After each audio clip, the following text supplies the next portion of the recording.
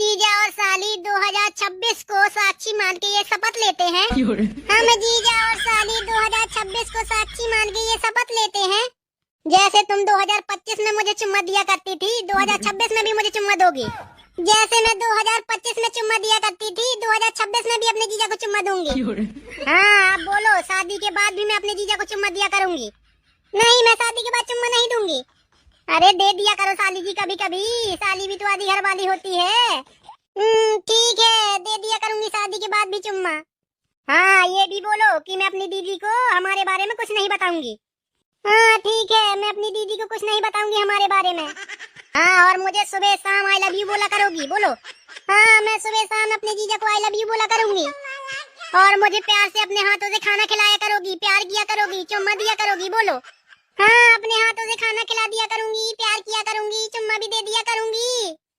और मुझे कभी कभी पैसे की जरूरत हुआ करेगी तो दे दिया करोगी, बोलो। अरे दैया, बड़ा गरीब जीजा है। बोलो साली जी फिर। ठीक है, दे दिया करूंगी पैसे, फटीचा जीजा। और हमेशा मेरी साली आधी घर वाली बन के रहोगी, बोलो। हाँ, मैं अपने जीजा की हमेशा साली आधी घर वाली बन के रहूंगी।